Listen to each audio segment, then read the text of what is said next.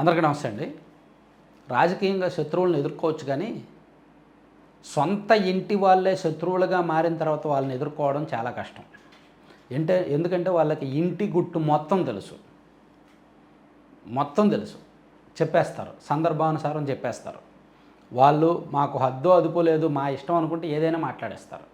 జగన్మోహన్ రెడ్డి గారు ఎక్కువ డిస్టర్బ్ చేసే కొద్దీ షర్మిల గారు జగన్మోహన్ రెడ్డి గారి పర్సనల్స్ అన్నీ చెప్పేస్తారు. ఆస్తులు ఎలా వచ్చాయి, సిబిఐ కేసులు ఏంటి మొత్తం. కానీ ఆమె ఇప్పుడు వరకు ఎక్కడ బరస్ట్ అవ్వాల, ఎక్కడ ఓపెన్ అవ్వాల, ఓపికగా ఉన్నారంతే. కానీ కవిత గారు మాత్రం ఓపెన్ అయిపోతున్నారు సందర్భోచితంగా.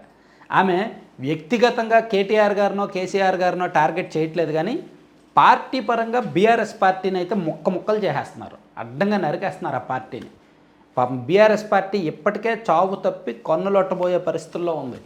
2023 నవంబర్లో ఆ పార్టీ అధికారం కోల్పోయిన తర్వాత పార్లమెంట్ అంటే లోక్సభ ఎన్నికల్లో ఒక్క సీటు కూడా గెలవలేదు, ఖాతా తెరవలేదు. తర్వాత జరిగిన ఉప ఎన్నికల్లో కంటోన్మెంట్, జూబ్లీ హిల్స్ లాంటి ఉప ఎన్నికల్లో సిట్టింగ్ స్థానాలు కోల్పోయింది. కేసీఆర్ గారికి ఏమైందో తెలియదు, ఆయన బయటికి రావట్లేదు, అంత యాక్టివ్గా లేరు. చాలామంది నాయకులు ఇన్యాక్టివ్ అయిపోయారు. పార్టీ అధికారంలో 10 ఏళ్ళు అధికారంలో ఉన్నప్పుడు పదవులు అనుభవించిన వాళ్ళు, పెద్ద పెద్ద మీడియా పులులు లాంటి అందరూ కూడా సైలెంట్ అయిపోయారు. సో అటువంటి పరిస్థితుల్లో పార్టీ పూర్తిగా ఆత్మరక్షణలోకి వెళ్ళిపోయిన పరిస్థితుల్లో, క్యాడర్లో ఒక రకమైన నిరాశ నిస్పృహ అలుముకున్న పరిస్థితుల్లో ఆ పార్టీకి కవిత గారి రూపంలో ఒక పెద్ద సవాలు ఎదురైంది. ఆమె ఇప్పుడు జనజాగృతి బాట అని ఏదో ఒక కార్యక్రమాన్ని నిర్వహిస్తున్నారు. ఇలా నిర్వహించే క్రమంలో ఆమె బీఆర్ఎస్ పార్టీ ఎమ్మెల్యేలని టార్గెట్ చేస్తున్నారు. ఉదాహరణకు ఒక 4-5 రోజుల కిందట ఆమె కూకట్పల్లి నియోజకవర్గంలో పర్యటిస్తున్నప్పుడు ఇక్కడ ఎమ్మెల్యే, అక్కడ మాధవరం కృష్ణారావు గారు ఎమ్మెల్యే, వరుసగా 3 సార్లు గెలుస్తూ వస్తున్నాడు. ఆయన మంచి ఇమేజ్ ఉంది.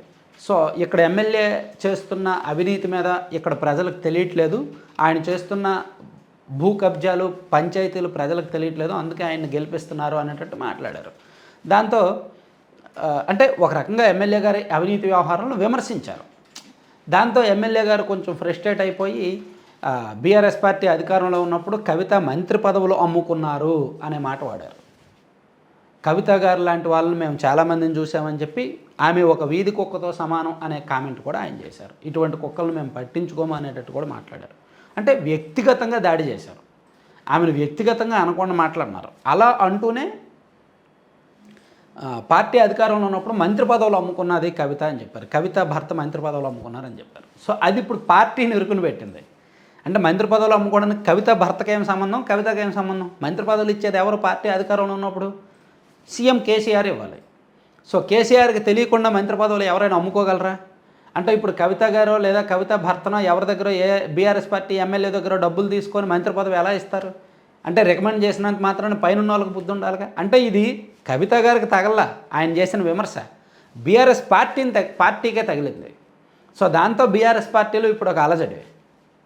ఇదిలా ఉంటే మళ్ళీ కవిత గారు ఈరోజు కంటోన్మెంట్ నియోజకవర్గంలో నిన్న మొన్న ఈరోజు పర్యటిస్తున్నారు. ఆమె మళ్ళీ ఎమ్మెల్యే గారిని నేను జస్ట్ విమర్శించాను, ఆయన ఫ్రస్ట్రేట్ అయిపోయారు, ఆయన మీద ఇంకా చాలా అంశాలు ఉన్నాయి, చాలా మాటలు ఉన్నాయి, ఆయన చేసిన తప్పులు చాలా ఉన్నాయి, నేను బయట పెట్టాల్సినవి, కానీ ఆయన ఒక మాటనే తట్టుకోలేకపోతున్నారని చెప్పి మళ్ళీ చురకలు అంటించారు.